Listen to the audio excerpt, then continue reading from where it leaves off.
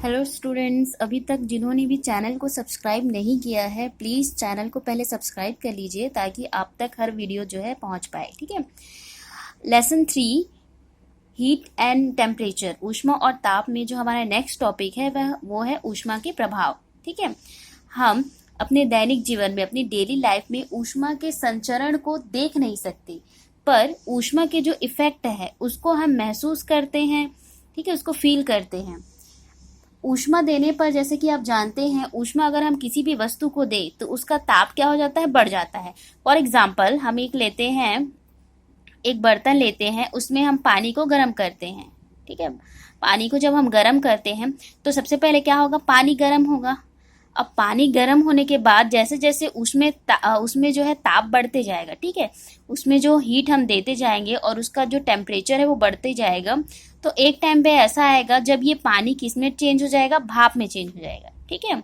तो ऊष्मा का इफेक्ट यही है कि अगर हम किसी पदार्थ को, किसी वस्तु को ऊष्मा देते हैं तो उसका तापमान पहले बढ़ जाता है। ठीक है, उसका टेम्परेचर पहले बढ़ता है, उसके बाद उसकी अवस्था में, उसके स्टेट में क्या हो जाते हैं, चेंजेस हो जाते हैं, परिवर्तन हो जाता है। ठीक है।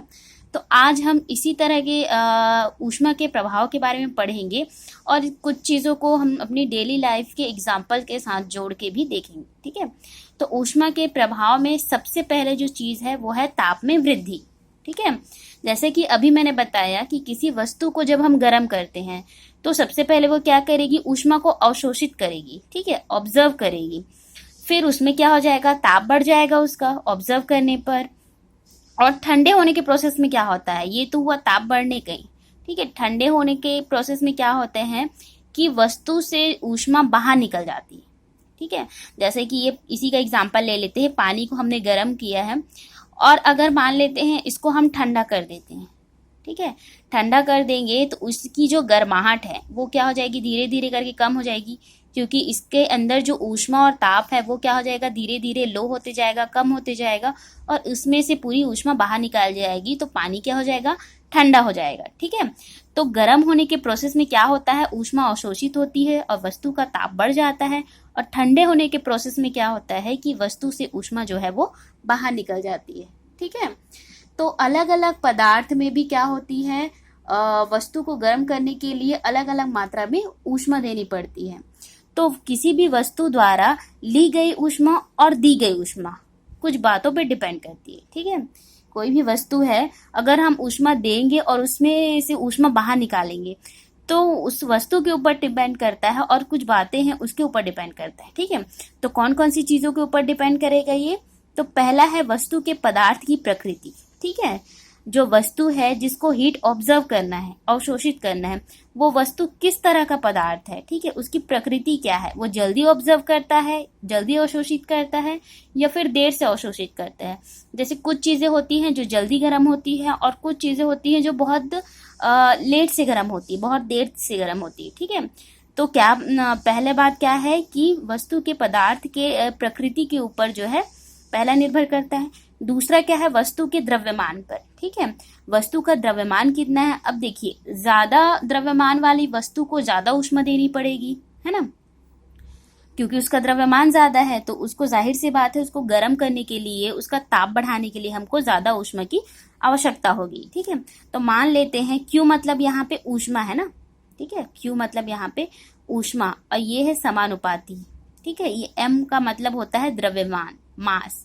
इसको हम लोग दे देते हैं इक्वेशन नंबर 1। ठीक है, जो ऊष्मा है वो किसके ऊपर डिपेंड करती है, M के ऊपर, मास के ऊपर, द्रव्यमान के ऊपर।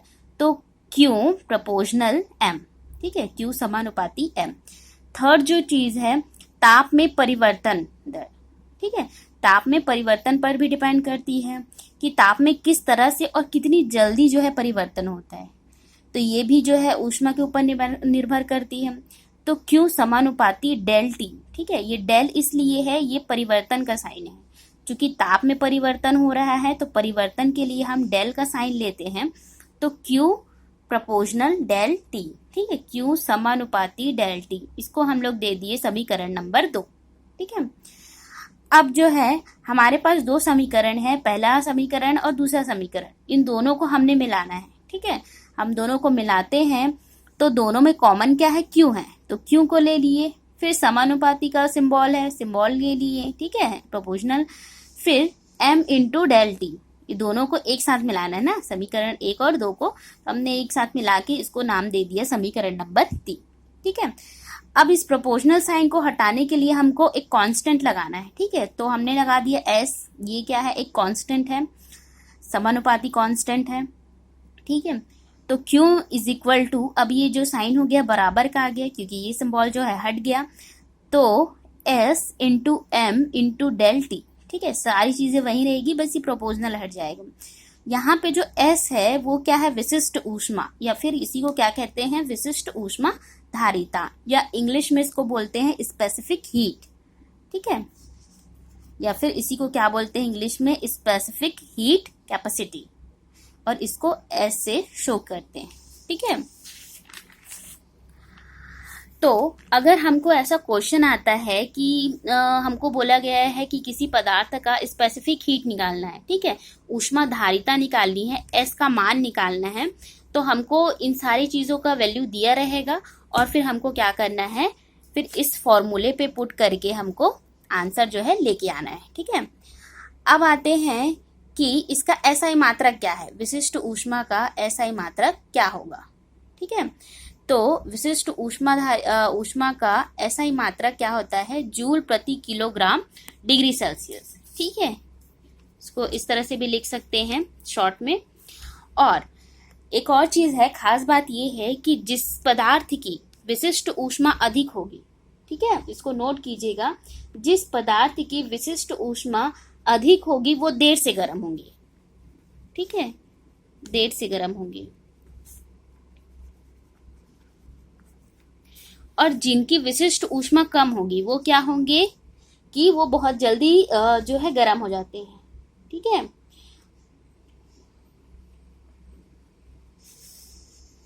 जल्दी गर्म होते हैं। और हाँ, ये तो देर से गर्म होंगे, और देर से जो गर्म होगा वो देर से ठंडा भी होगा, और जो जल्दी गर्म होगा वो जल्दी ठंडा भी होगा। जैसे इसके पहले वाले वीडियो में हम लोग एग्जाम्पल देख चुके हैं कि जो लैंड और नदी का पानी, ठीक है, रेत और जो नदी का पानी है उनकी स्पेसिफिक हीट, तो उसकी जो रेत की जो विशिष्ट ऊष्मा है वो क्या होती है, कम होती है, ठीक है, कम होती है, इसीलिए जो रेत है दिन में जल्दी गर्म हो जाता है, जबकि वही जो है रात में एकदम जल्दी ठंडा होता है। उसके मुकाबले जो पानी होता है, जो नदी का पानी होगा, वो दिन में क्या होता है, वो भी गर्म रहता है, लेकिन क्या है, जल की विशिष्ट ऊष्मा जो है अधिक होने के कारण जल जो है थोड़ा देरी से गर्म भी होता है और देरी से ठंडा भी होता है, ठीक है। आपने घर में भी देखा होगा कि आपने पानी गर्म किया तो एकदम चुटकी में तो ठंडा नहीं होता है, उसको ठंडा होने के लिए क्या होता है, थोड़ा टाइम चाहिए रहता है, ठीक है। तो जिस भी पदार्थ की विशिष्ट ऊष्मा क्या होगी, अधिक होगी, वो देर से गर्म होंगे और देर से ठंडे भी होंगे, और जिसकी विशिष्ट ऊष्मा कम होगी वो जल्दी से गर्म होंगे और जल्दी से ठंडे भी होंगे, ठीक है। अब जो बात आती है कि ये जो विशिष्ट ऊष्मा है वो है क्या, ठीक है, इसकी परिभाषा क्या होगी, तो पदार्थ की विशिष्ट ऊष्मा ऊष्माधारिता ऊष्मा की वह मात्रा होती है जो उस पदार्थ के एकांक ताप की वृद्धि कर सके, ठीक है, उस पदार्थ में 1 डिग्री सेल्सियस ताप की वृद्धि कर सके, ये है विशिष्ट ऊष्मा का जो है डेफिनेशन है। और विशिष्ट ऊष्मा का SI मात्रक इसको बता चुकी हूँ, विशिष्ट ऊष्मा का SI मात्रक प्रति किलोग्राम डिग्री सेल्सियस होता है, ठीक है। अब देखिए, इसी एक इक्वेशन पे विशिष्ट ऊष्मा जो है, इसके इक्वेशन पे हम एक क्वेश्चन सॉल्व करते हैं, ठीक है। हमारे पास क्वेश्चन है, यदि 25 ग्राम कॉपर का तापमान 25 डिग्री सेल्सियस से 75 डिग्री सेल्सियस बढ़ाने के लिए 487.5 जूल ऊष्मा देनी पड़ती है, तो कॉपर की जूल प्रति ग्राम डिग्री सेल्सियस में व्यक्त विशिष्ट ऊष्मा क्या होगी, ठीक है। हमको निकालना है स्पेसिफिक हीट, ठीक है, क्या निकालना है, स्पेसिफिक हीट निकालना है, ठीक है। तो जैसे कि फॉर्मूला बताया मैंने, S इज इक्वल टू क्या होगा, Q upon M into del T, ठीक है, ये है हमारा फॉर्मूला। तो हमको मान किसका किसका दिया है, द्रव्यमान दे दिया हमको, M का मान दे दिया है, M का मान क्या है, 25 ग्राम है, ठीक है, 25 ग्राम कॉपर है। Q का मान भी हमको दे दिया है, 487.5 जूल है। टेम्परेचर भी यहाँ पे हमको दिया है, टेम्परेचर है 25 डिग्री सेल्सियस से 75 डिग्री सेल्सियस, ठीक है। अब 25 से 75 को घटाएंगे तो कितना आएगा, 50 डिग्री सेल्सियस। तो हमारा तापमान कितना आ गया, टी का मान कितना आ गया हमारे पास, डेल टी 50 डिग्री सेल्सियस, ठीक है। क्योंकि परिवर्तन हो गया, हमने दोनों को घटाया, डेल टी का मान आ गया अपने पास कितना है, 50 डिग्री सेल्सियस। अब क्या करेंगे, हम इस वैल्यू पे मान को रखेंगे। जैसे क्यू का मान क्या है 487.5 बटे एम का मान कितना है 25 ग्राम गुणा टी, डेल टी का मान कितना है 50 है, ठीक है। जब इस क्वेश्चन को हम सॉल्व करेंगे, इसका गुणा करने के बाद जब भाग देंगे तो आप लोग भाग देख के भी देख लीजिएगा कितना आएगा, 0.39 जूल प्रति ग्राम डिग्री सेल्सियस, ठीक है। ये है आंसर। तो इस तरह से हमको सॉल्व करना है। ये है हमारा फॉर्मूला, और जिसकी जिसकी वैल्यू दे दी रहेगी उसको हमको फॉर्मूले में पुट करना है और इस तरह से हमको सॉल्व करना है, ठीक है। अब आते हैं हम ऊष्माधारिता, हीट कैपेसिटी क्या होती है, ठीक है। तो ऊष्मा की वह मात्रा जो वस्तु के द्रव्यमान का ताप, ठीक है, कोई भी वस्तु का जो ताप 1 डिग्री सेल्सियस बढ़ाने के लिए जरूरी हो, वो क्या कहलाती है, उसकी ऊष्माधारिता, हीट कैपेसिटी कहलाती है, ठीक है। किसी भी वस्तु को अगर हम ऊष्मा देंगे तो वस्तु के द्रव्यमान का जो ताप होगा वो 1 डिग्री सेल्सियस बढ़ाने के लिए जितनी ऊष्मा की आवश्यकता होगी उसे क्या कहेंगे, ऊष्माधारिता या फिर हीट कैपेसिटी कहेंगे, ठीक है। उसके लिए क्या होगा, उसके लिए फॉर्मूला क्या दिया है, यदि अगर हमारा द्रव्यमान एम है तथा विशिष्ट ऊष्मा क्या है, एस है, तो ऊष्माधारिता क्या हो जाएगी, द्रव्यमान गुणा विशिष्ट ऊष्मा, द्रव्यमान मतलब एम मास गुणा विशिष्ट ऊष्मा मतलब एस स्पेसिफिक हीट, ठीक है। और ऊष्माधारिता की इकाई क्या होती है, जूल प्रति डिग्री सेल्सियस होती है ना। तो ये है ऊष्माधारिता, ये इंपॉर्टेंट है, क्वेश्चन है, ठीक है। ऊष्मा की वह मात्रा जो वस्तु के द्रव्यमान का जो ताप है 1 डिग्री सेल्सियस बढ़ाने के लिए जरूरी हो तो उसे क्या कहते हैं, ऊष्माधारिता कहते हैं, ठीक है। इसकी इकाई याद रखनी है। अब हमको आना है, पहला था ताप में वृद्धि। अब देखते हैं हम ऊष्मीय प्रसार कैसे होता है, ठीक है। तो जैसे कि आपने एक चीज देखा होगा कि उबलता हुआ गर्म पानी है, अगर उसको हम कांच के बर्तन में रख दोगे तो क्या होगा, कांच का बर्तन जो है चटक जाएगा, ठीक है, क्रैक हो जाता है। और क्यों होता है ऐसा, क्योंकि कांच का जो अंदरूनी भाग है, ठीक है, वो ऊष्मा के कारण, ये गर्म पानी है, इसके अंदर ऊष्मा है अभी भी, तो गर्म पानी जैसे ही हम कांच के बर्तन में डालते हैं तो ऊष्मा के कारण जो कांच की जो दीवारें हैं, अंदरूनी जो दीवार होगी, अंदरूनी जो भाग होगा वो क्या करता है, ऊष्मा के कारण फैलने लगता है, ठीक है। फैलने लगेगा तो क्या होगा, वो चटक जाता है या फिर क्रैक हो जाता है, ठीक है। और ये जो होता है हाई क्वालिटी की कांच में ऐसा नहीं होता, ठीक है, हाई क्वालिटी की कांच में ऐसा नहीं होता है। और एक और चीज है, ठीक है, बिजली या फिर टेलीफोन के जो तार है, बिजली के खंभे के तारों को देखा होगा आपने कि अक्सर गर्मी के दिनों में उसको ढीले रखे जाते हैं, उसको टाइट नहीं किया जाता, ठीक है। और रेलवे के ट्रैक आप लोग देखे होगी कभी ध्यान से, तो रेलवे के ट्रैक में आप देखना कि ये बीच बीच में गैपिंग्स होती है, ठीक है, बीच बीच में क्या होंगी, गैपिंग्स होंगी, थोड़ी थोड़ी छोटी छोटी जो है गैपिंग्स होंगी। रेलवे के ट्रैक में जो पटरी रहती है, रेलवे की पटरी, उसमें देखिएगा कि आप लोग वहां पे छोटा सा गैप होता है, ठीक है। तो वो गैप इसलिए होता है क्योंकि जब देखिए गर्मी का दिन जब आता है तो सूर्य की रोशनी बहुत ज्यादा हीट रहता है, ठीक है, तो हीट के कारण इसका जो ताप है वो बढ़ जाता है, और ताप बढ़ने के कारण क्या होता है, कोई भी वस्तु भी बताया ना कि फैलने लगती है, तो ये भी क्या होते हैं, फैल के ये पूरा जो है ये लोग जुड़ जाते हैं, ठीक है। और ठंडी आते हैं तो इनमें क्या हो जाता है, वापस से अपना जो पहले वाला जो रहता है साइज, उसी साइज का हो जाता है। इसीलिए इसको क्या किया जाता है, यहाँ पे थोड़ा सा कुछ मात्रा में गैपिंग दिया जाता है, क्योंकि जब भी किसी पदार्थ में ऊष्मा दी जाती है तो वो क्या होता है, उसमें फैलाव, प्रसार होने लगता है, ठीक है, उसमें प्रसार होने लगता है, एक्सपेंशन होने लगता है। इसी तरह जो तार होते हैं उसको भी ढीला बांधा जाता है, ताकि इसमें भी क्या होता है, इसमें भी हीट जब जनरेट होता है, इसमें जब ऊष्मा उत्पन्न होती है, ऊष्मा दी या फिर गर्म होता है, तो ये क्या होता है, इसमें भी जो है थोड़ा सा प्रसार होने लगता है, एक्सपेंशन होने लगता है।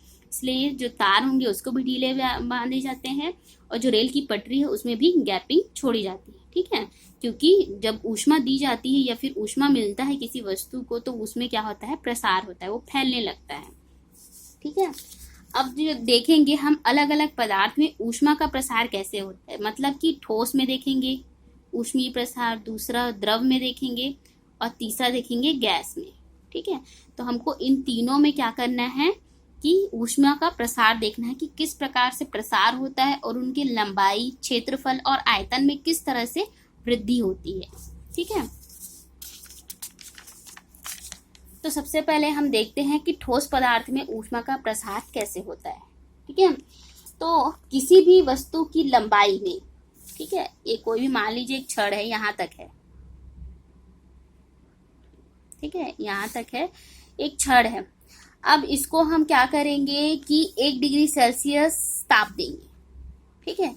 1 डिग्री सेल्सियस हमने ताप दिया तो उसकी लंबाई में वृद्धि हुई, क्योंकि इसमें प्रसार हुआ, ठीक है, ये फैला, एक्सपेंशन हुआ इसमें, और इसके कारण इसकी लंबाई में क्या हो गई, थोड़ी सी वृद्धि हुई, ठीक है।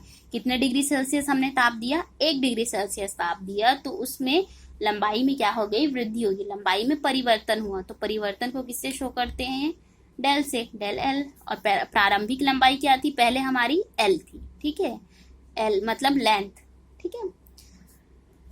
अब रेखीय प्रसार गुणांक बोलते हैं ना इसको, मतलब ये क्या हुआ, फैला एक रेखा में, ठीक है। तो लीनियर एक्सपेंशन भी कहते हैं इसको। किसी वस्तु की लंबाई में वह प्रसार जो वस्तु की इकाई लंबाई की छड़ में, ठीक है, ये इसकी इकाई लंबाई की छड़ में 1 डिग्री सेल्सियस ताप बढ़ाने पर जो होता है रेखीय प्रसार गुणांक कहलाता है, ठीक है।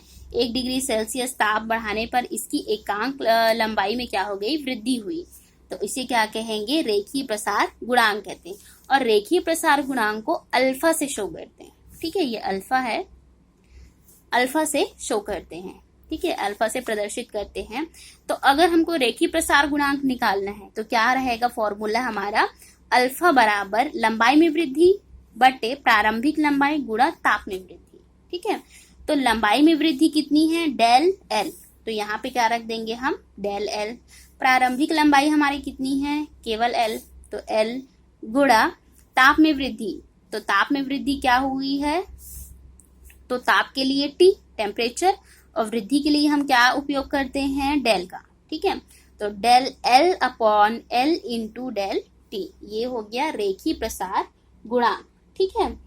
अब एक और है कि लोहे का, ठीक है, लोहे का रेखीय प्रसार गुणांक जो है वो होता है 0.00012, ठीक है, 1-2 प्रति डिग्री, या फिर मतलब प्रति डिग्री होता है। अच्छा, जो रेखीय प्रसार गुणांक का जो मात्रक होता है, रेखीय प्रसार गुणांक मतलब अल्फा का जो मात्रक होता है वो प्रति डिग्री सेल्सियस होता है। तो लोहे का रेखीय प्रसार गुणांक क्या होता है, 0.0012 जो है प्रति डिग्री सेल्सियस, या फिर इसको मीटर, ठीक है। मतलब कि अगर हम लोहे में 1 डिग्री सेल्सियस, इसका मतलब क्या है, अगर हम लोहे में 1 डिग्री सेल्सियस ताप बढ़ाते हैं तो लोहे की लंबाई में कितना प्रसार होगा, 0.00012, ठीक है, 1-2 मीटर क्या हो जाएगा, वो वृद्धि होगी, उसमें बढ़ जाएगा, ठीक है। इस तरह से वृद्धि हो जाएगी, थोड़ा सा प्रसार हो जाएगा, वो फैल जाएगा, थोड़ा सा एक्सपेंस हो जाएगा, ठीक है। तो इस तरह से जो ठोस पदार्थ है उसमें रेखीय प्रसार गुणांक होता है, ये पहला है। दूसरा होगा क्षेत्रीय प्रसार गुणांक, ठीक है, जिसमें क्या होगा, एरिया बढ़ेगा, ठीक है, क्षेत्र बढ़ेगा। उसमें क्या था, लंबाई बढ़ रही थी, और अब इसमें क्या होगा, क्षेत्र बढ़ेगा। मतलब कि जो रेखीय प्रसार गुणांक वह प्रसार गुणांक है जो वस्तु के एकांक क्षेत्रफल का ताप 1 डिग्री सेल्सियस बढ़ाने पर होता है, ठीक है। मान लीजिए कोई हमारी वस्तु है, ये वाली मेन वस्तु है, जब हम इसमें 1 डिग्री सेल्सियस ताप जो है बढ़ा दिए तो ये फैलकर थोड़ी, ये जो डॉट डॉट है इतनी बड़ी हो गई, ठीक है, थोड़ी सी इतनी बड़ी हो गई, तो ये क्या हो गया, ये इसकी प्रारंभिक लंबाई है, और इसको ताप जब दिए तब उससे वृद्धि वाली लंबाई है, ठीक है, मतलब लंबाई नहीं, इसका क्षेत्रीय प्रसार गुणांक है। तो अच्छा, क्षेत्रीय प्रसार गुणांक को बीटा से प्रदर्शित करते हैं। जैसे रेखीय प्रसार गुणांक को अल्फा से प्रदर्शित करते थे, उसी तरह इसको किससे प्रदर्शित करते हैं हम? बीटा से प्रदर्शित करते हैं। तो बीटा बराबर क्या हो जाएगा? क्षेत्रफल में वृद्धि, क्योंकि हमारे एरिया में वृद्धि हुई है। ठीक है, तो क्षेत्रफल में वृद्धि बटे प्रारंभिक क्षेत्रफल गुणा ताप वृद्धि। ठीक है, तो क्षेत्रफल में वृद्धि कितनी होगी? Del L. ठीक है, डेल ए ये जो है हमारी वृद्धि है, ये पहले का था, ये पहला क्षेत्रफल था हमारा, लेकिन जब हम इसमें 1 डिग्री सेल्सियस ताप दिए तो ये जो है बढ़कर इतना हो गया। ठीक है, तो क्षेत्रफल में वृद्धि कितना हो गया? डेल ए अपॉन ए। प्रारंभिक क्षेत्रफल कितना था हमारा? ए था। ठीक है, तो ए इनटू ताप में वृद्धि, तो कितनी वृद्धि की है? तो डेल टी। ठीक है, इसका भी क्या हो जाएगा? जो बीटे का जो मात्रक है वो भी अल्फा की तरह ही प्रति डिग्री सेल्सियस होगा।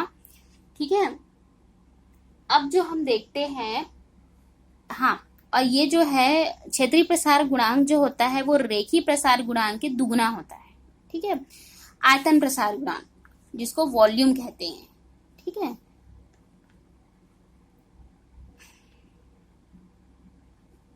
वॉल्यूम, तो इसका भी सेम है कि वह प्रसार गुणांक जो वस्तु के क्या हो जाएगा? एकांक आयतन में आयतन का ताप को 1 डिग्री सेल्सियस बढ़ाने पर होता है। ठीक है, इसमें भी जब हम 1 डिग्री सेल्सियस बढ़ाएंगे तो उसके जो आयतन होगा उसमें प्रसार होगा और उसमें वृद्धि हो जाएगी। ठीक है, तो जो आयतन प्रसार गुणांक है उसको हम गामा से प्रदर्शित करते हैं।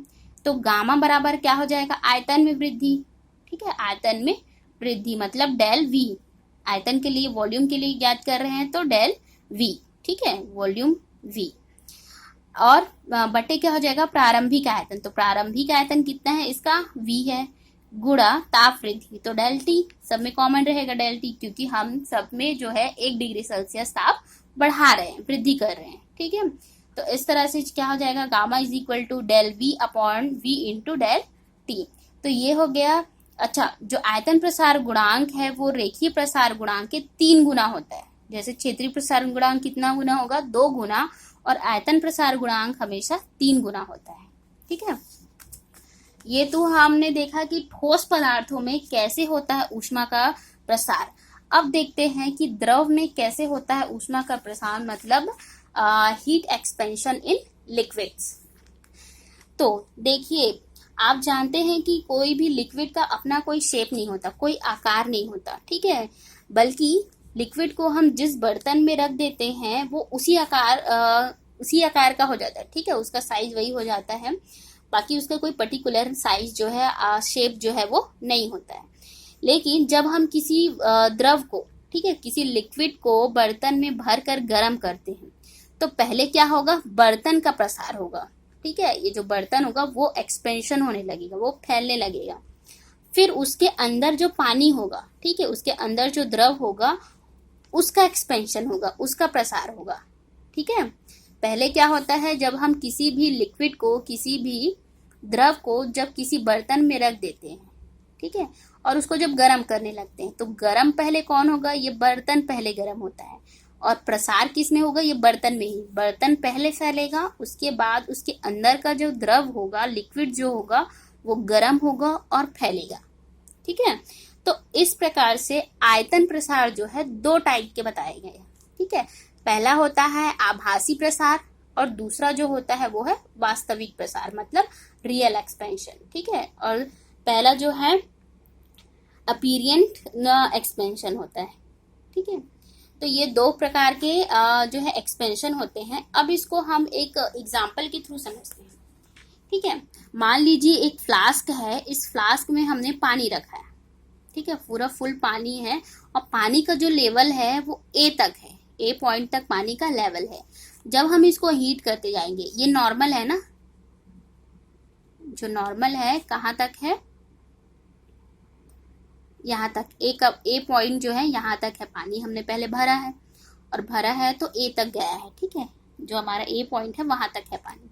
जब हम इसमें धीरे धीरे इसको हीट देते हैं, ऊष्मा जब देते हैं, तो ये क्या होगा? पहले ये जो फ्लास्क है उसमें प्रसार होगा, तो प्रसार होगा तो ये जो होगा, ठीक है, ये फैलने लगेगा तो पानी क्या हो जाएगा? नीचे आएगा, है ना। ये बर्तन क्या हो जाएगा, थोड़ा सा फैलने लगेगा तो पानी किधर आएगा, नीचे बैठ जाएगा, क्योंकि बर्तन क्या हो गया, एक्स्ट्रा फैल गया है ना। तो पानी कहाँ कौन से लेवल पे आ गया, बी लेवल पे आ गया। ठीक है, अब पानी कहाँ कौन से लेवल पे आया, बी लेवल पे आ गया। अब ये बर्तन का जो है एक्सपेंशन हो गया, बर्तन का प्रसार हो गया। अब इसके अंदर जो द्रव होगा उसका प्रसार होगा। ठीक है, अब जब द्रव है वो फैलने लगेगा, मतलब उसमें जब वृद्धि होगी, ठीक है, इसमें जब वृद्धि होगी, इसमें जब फैलाव होगा, तो लिक्विड का कहाँ हो जाएगा, लेवल जो है सी आ जाएगा। ठीक है, मतलब कि पहले हमने जो नॉर्मल था हमारा लेवल कितना था, ए, क्योंकि जब हमने इसको जब हीट करना शुरू किया तो क्या हो गया, बर्तन में फैलाव हुआ, और बर्तन में फैलाव हुआ तो इसका आयतन ज़्यादा आ गया। ठीक है, ज़्यादा बड़ा हो गया थोड़ा साइज से वो, तो पानी क्या हो जाएगा, पानी का जो लेवल आ जाएगा कहाँ पर आ जाएगा, बी पर आ जाएगा। ठीक है, लेकिन जब इस बर्तन में फैलाव हो गया, ठीक है, जितना फैलना था उसमें फैलाव हो गया, अब उसके बाद उसके अंदर का जो लिक्विड होगा उसमें फैलाव होगा। तो जब उसमें फैलाव होगा और इसके आयतन में क्या हो जाएगी, वृद्धि होगी। ठीक है, उसके आयतन में वृद्धि होने लगेगी तो वो कौन से लेवल पे चले जाएगा, जो वाटर का लेवल है वो कहाँ चला जाएगा, सी पे चला जाएगा। ठीक है, तो गर्म करने पर सबसे पहले ऊष्मा जो है पहले फ्लास्क को मिला। ठीक है, ये जो फ्लास्क है उसको पहले मिला, उसके बाद वो फैल गया, फ्लास्क जो है फैल गया और पानी का जो लेवल है वो नीचे आ गया। ठीक है, और इसके बाद जो हीट है, ऊष्मा है, वो द्रव को मिलती है, लिक्विड को मिलती है, और लिक्विड जो है फैलने लगता है। ठीक है, पानी जो है फैलने लगता है, और जिसके कारण जो लिक्विड का जो लेवल है वो ऊपर उठ जाता है। ठीक है, अब एक और खास बात यह है कि द्रव की तरह पानी भी गर्म करने पर, कोई भी लिक्विड जो है जैसे पानी है उसको हम गर्म करते हैं तो वो फैलता है, लेकिन एक और खास बात ये है कि 0 डिग्री सेल्सियस से 4 डिग्री सेल्सियस ताप पर जल जो है वो फैलता नहीं। ठीक है, उसमें किसी भी तरह का कोई भी एक्सपेंशन जो है नहीं होगा। अगर जो जल का जो टेम्परेचर है वो 0 डिग्री सेल्सियस से 4 डिग्री सेल्सियस के बीच में अगर रहा तो जल में किसी भी तरह का फैलाव जो है नहीं होगा। और यही रीजन है कि जो ठंडे प्रदेश हैं, ठीक है, जहाँ पे ठंडा रहता है और पानी में अक्सर बर्फ जमा होता है नदियों वगैरह में, तो ठंडे प्रदेशों में जलीय जीव जो है, ठीक है, जल के अंदर रहने वाले जो जीव हैं वो लोग सुरक्षित रह पाते हैं। क्यों, क्योंकि जो वहां पर टेम्परेचर होगा वो ऊपरी सतह पर जो 0 डिग्री सेल्सियस, ठीक है, ऊपरी सतह का जो टेम्परेचर है, ऊपरी सतह का जो पानी का लेवल होगा वो क्या होगा, 0 डिग्री सेल्सियस रहेगा, लेकिन नीचे का जो पानी रहेगा, ठीक है, उसका टेम्परेचर कितना रहेगा, 4 डिग्री सेल्सियस रहता है। ठीक है, तालाब के जो निचले तल का जो भाग रहेगा उसका ताप 0 डिग्री सेल्सियस रहेगा, जिसके कारण जो जलीय जीव जो है उनको किसी भी तरह की कोई हानि नहीं पहुंचती है। ठीक है, तो ये था द्रवों में ऊष्मीय प्रसार। अब देखते हैं हम गैस में कैसे ऊष्मीय प्रसार होता है। तो देखिए, आप जानते हैं कि गर्म करने पर गैस का प्रसार भी होता है, जैसे ठोस में होता है, द्रव में होता है। ठीक है, ठोसों में भी लंबाई में थोड़ी सी वृद्धि हुई और द्रव में भी थोड़ी सी वृद्धि हुई, उसमें भी एक्सपेंशन होता है, और गैसों में तो ये सबसे ज्यादा होता है। ठीक है, तो अगर ऊष्मीय प्रसार की बात करें तो सबसे कम ठोस में होगा, उससे ज्यादा द्रव में होता है, और सबसे ज्यादा जो है गैस में ऊष्मीय प्रसार होता है, सबसे ज्यादा होता है। ठीक है, तो गैसों में ऊष्मीय प्रसार जो है केवल आयतन प्रसार ही संभव होता है, मतलब केवल आयतन प्रसार होगा। ठीक है, हमने 3 प्रकार के प्रसार देखे, रेखीय प्रसार जो ठोस में होता है, ठीक है, क्षेत्रीय प्रसार वो भी ठोस में होता है, और द्रव में क्या होता है, आयतन प्रसार होता है, और गैस में भी आयतन प्रसार ही होता है। ठीक है, द्रव और गैस में दोनों में हमेशा आयतन प्रसार ही होता है। ठीक है, मतलब कि वॉल्यूम एक्सपेंशन ही होता है। अब देखते हैं कि गैसों में ऊष्मीय प्रसार जो है वो 2 प्रकार का होता है, एक नियत दाब पर, ठीक है, मतलब दाब क्या होगा, कांस्टेंट होगा, और दूसरा क्या है, वॉल्यूम कांस्टेंट होना चाहिए। ठीक है, एक नियत दाब पर और एक नियत आयतन पर। तो ये 2 टाइप से होगा। कैसे होगा जानते हैं कि यदि नियत दाब पर गैस का ताप बढ़ाया जाए, ठीक है, गैस का ताप बढ़ाया जाए तो गैस का क्या होता है, आयतन बढ़ता है। मतलब क्या है, दाब जो है वो नियत है, ठीक है, बट दाब जो है नियत है और गैस का जो है ताप बढ़ाया जाए तो गैस का आयतन क्या हो जाएगा, बढ़ेगा। जैसे कि एक एग्जांपल ले लेते हैं, ठीक है। एक गुब्बारा ले लिए, इसमें हमने क्या किया, हवा डाला, ठीक है। हवा डालने के बाद जब हम इसको आग के पास लेके जाते हैं, गुब्बारे को जब हम आग के पास लेके जाते हैं तो इसका दाब क्या है, कांस्टेंट है, ठीक है, मतलब नियत है, स्थिर है। पर उसका ताप हम लोग क्या कर रहे हैं, इसको हम आग के पास लेके जा रहे हैं तो इसका ताप में वृद्धि हो रहा है, और ताप में वृद्धि होगा तो गैस का आयतन क्या होगा, बढ़ेगा, ठीक है। इसके अंदर जो हवा होगी वो गर्म होगी, और गर्म होगी तो इधर फैलने लगेगी, ठीक है। ये फैलने लगेगी, जो वायु है वो फैलने लगेगा गर्म होके, और फैलने लगेगा तो ये जो गुब्बारा है वो क्या हो जाएगा, फूट जाएगा, है ना। तो एक क्वेश्चन ये भी आता है कि अगर गुब्बारे को आग के पास लेके जाया जाता है तो गुब्बारा फूट जाता है, ठीक है। ऐसा इसलिए होता है क्योंकि गुब्बारे के अंदर की जो हवा है वो आग के पास ले जाने पर क्या होती है, उसमें आयतन का प्रसार होने लगता है, और वो क्या होती है, फैलने लगती है। उसके अंदर की जो गर्म वायु है वो फैलने लगती है और गुब्बारा जो है वो फूट जाता है, ठीक है। तो गैस का आयतन प्रसार गुणांक क्या हो जाएगा, नियत दाब पर, ठीक है। तो डेल पी, ठीक है, हम दाब के लिए बात कर रहे हैं तो सॉरी डेल नहीं, गामा पी, ठीक है, is equal to del V, क्योंकि आयतन में वृद्धि हुआ, ठीक है, गुणा वी इंटू डेल टी। ये हो जाएगा इसका फॉर्मूला, है ना। क्योंकि आयतन में वृद्धि हुआ, आयतन बढ़ेगा बोल रहे हैं, ठीक है, आयतन में वृद्धि हुआ अपॉन वी जो पहले उसका आयतन था, गुणा डेल टी, क्योंकि हमने उसको ताप दिया, ठीक है, ताप बढ़ाया, इसलिए डेल टी। उसी तरह हम देखते हैं कि नियत आयतन पर, ठीक है, अभी नियत दाब पर देखें, जो दाब था वो कांस्टेंट था। अब देखेंगे आयतन नियत कैसे होगा। तो नियत आयतन पर गैस का ताप अगर बढ़ाया जाए, हम यहाँ पे गैस के ताप को ही बढ़ाएंगे, ठीक है, तो गैस का जो दाब होगा वो बढ़ता है, ठीक है। अब क्या बढ़ेगा, दाब बढ़ेगा। पहले क्या बढ़ा था, आयतन बढ़ा था, अभी क्या बढ़ेगा, दाब बढ़ेगा। कैसे, जैसे कि आप कुकर देखे होंगे, ठीक है, कुकर में दाल वगैरह जब बनाते हैं तो कुकर का आयतन तो नहीं बढ़ता ना, ठीक है। कुकर का आयतन क्या रहता है, नियत रहता है, कांस्टेंट, स्थिर रहता है, वो उतना ही बड़ा रहेगा। ऐसा नहीं है कि उसको गर्म किए तो कुकर बड़ा हो जाएगा, ठीक है। तो क्या रहता है, उसका आयतन स्थिर रहता है, लेकिन उसके अंदर जब उसको गैस में पकाना शुरू करते हैं तो जब गर्म होता है, ठीक है, तो गर्म होता है तो गैस का क्या हो जाता है, ताप बढ़ जाता है। तो जब ताप बढ़ाते हैं तो उसमें क्या होता है, कुकर के अंदर प्रेशर आने लगता है ना, दाब आने लगता है, इसीलिए कुकर में क्या होती है, सीटी बजने लगती है।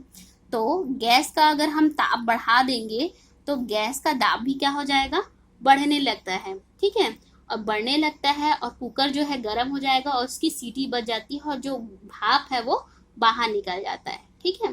क्योंकि नियत आयतन कुकर के अंदर क्या करता है, दाब बढ़ रहा है, ठीक है। आयतन हमारा इतना ही है जितना कुकर का साइज है, लेकिन उसके अंदर कंटिन्यू क्या हो रहा है, दाब बढ़ रहा है, मतलब प्रेशर बहुत ज्यादा हो रहा है। और क्या होती है, फिर उस प्रेशर को निकालने के लिए क्या होता है, जो सीटी है वो बचती है। तो इसके लिए फॉर्मूला क्या हो जाएगा, गामा पी, ठीक है। हम मतलब कि प्रेशर के ऊपर बात कर रहे हैं तो पी हो जाएगा, उसके बाद क्या हो जाएगा, डेल पी, ठीक है, मतलब प्रेशर, पी मतलब प्रेशर, दाब, फिर इसमें परिवर्तन हुआ, दाब में वृद्धि बटे पी इंटू डेल टी, ठीक है। तो इस तरह से क्या होता है, गैसों में ऊष्मा का प्रसार होता है।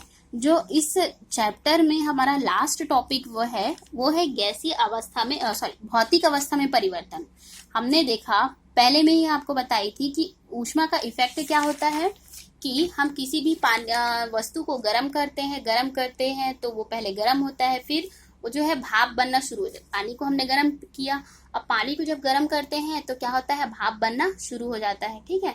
और भाप बनना शुरू हुआ तो मतलब पानी था पहले, द्रव अवस्था में था, उसके बाद वो कौन सी अवस्था में गया, भाप अवस्था में, ठीक है, गैसीय अवस्था में चला गया, वाष्प की अवस्था में चला गया। तो उसमें क्या हुआ, अवस्था परिवर्तन हुआ, ठीक है। तो जो हमारा थर्ड है, पहला हमने देखा ताप में वृद्धि, दूसरा हमने देखा ऊष्मीय प्रसार, और तीसरा हम देखेंगे भौतिक अवस्था में वृद्धि, ठीक है। तो जैसे कि मान लीजिए एक बर्फ है, ये बर्फ है, जब हमने इसको गर्म किया, ठीक है, जब हम इसको ऊष्मा दिए तो ये क्या हो गया, गल गया, ठीक है। मतलब किसी भी वस्तु को ऊष्मा देने पर जब वो मेल्ट होने लगती है, पिघलने लगती है या गलने लगती है, तो वो क्या कहलाएगा? गलन। तो जब बर्फ को हमने ऊष्मा दिया तो वो किस में बदल जाएगा? पानी। ठीक है, ये क्या है? पानी। पानी को अगर हम 100 डिग्री सेल्सियस ताप पर क्या करते हैं? गर्म करते हैं। तो आप जानते हैं कि पानी कितने डिग्री सेल्सियस पर उबलना शुरू होती है? तो 100 डिग्री सेल्सियस पे पानी जो है वो उबलना शुरू होती है। ठीक है, इसको याद रखिएगा, पानी 100 डिग्री सेल्सियस ताप पर उबलना शुरू होती है। जब ये पानी को जब हम गर्म करते हैं 100 डिग्री सेल्सियस पे, तो उसमें से क्या निकलने लगती है? भाप।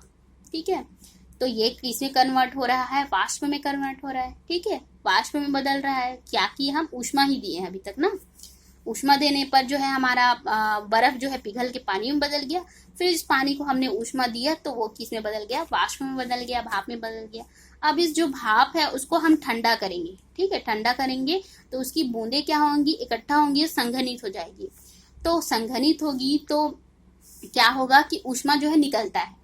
क्या है? जब भाप जब ठंडा होता है तो उसमें की जो ऊष्मा है वो बाहर निकल जाती है। मैं पहले ही आपको बताई हूँ कि ठंडे होने का प्रोसेस क्या है? जब किसी भी वस्तु से ऊष्मा जो है निकल जाती है तो वो वस्तु क्या हो जाता है? ठंडा हो जाता है। ठीक है, तो इस भाप से जो है गर्माहट जो है, ऊष्मा जो है निकल चुकी है। अब वो जो है ठंडा हो गया है तो ऊष्मा बाहर निकल गई। ठीक है, अब ये संघनित हो गई, फिर से किस में आ गया है? पानी में बदल गया। भाप जो था उसको ठंडा किए तो फिर से बदल गया किसमें? पानी में बदल गया। ठीक है, अब पानी को जब हम ठंडा करते हैं कितने डिग्री सेल्सियस ताप पे? 0 डिग्री सेल्सियस ताप पे ठंडा करते हैं तो वो जो पानी है वो क्या हो जाता है? जम के फिर से बर्फ हो जाता है।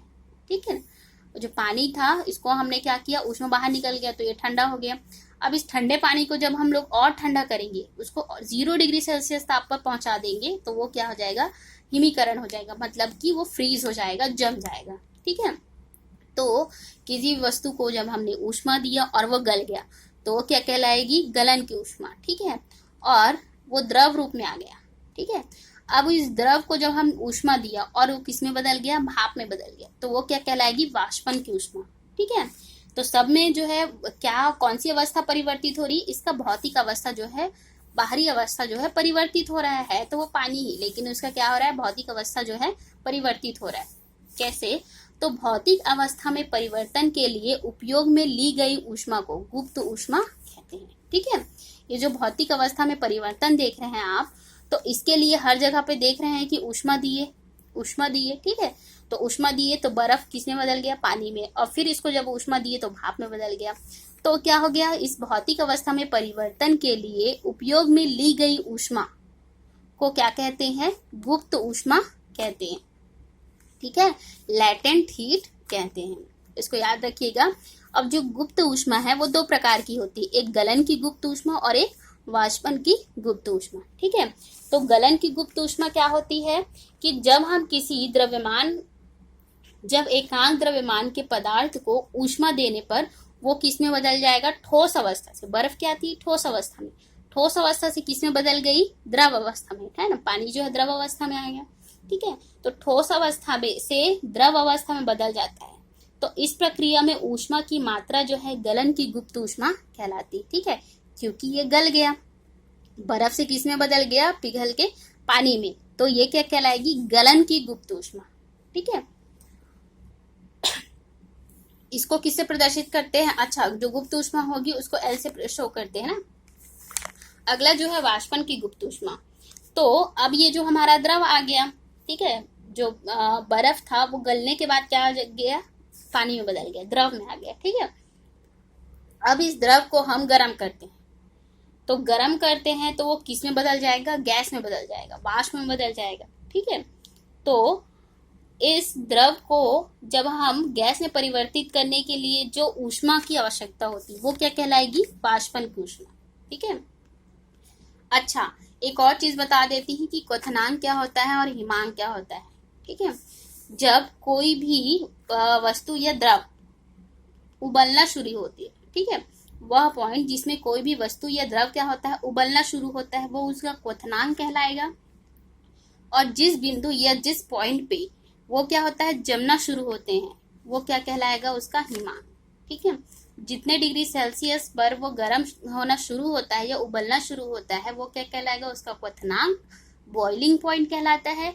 और जिस पॉइंट पे वो जमना शुरू होता है या फिर फ्रीज होता है, उस पॉइंट को उसको क्या बोलते हैं, फ्रीजिंग पॉइंट बोलते हैं। ठीक है, तो ये जो है चैप्टर 3 जो है कंप्लीट हो गया है। ठीक है, तो चैनल को सब्सक्राइब कीजिए और लाइक कीजिए।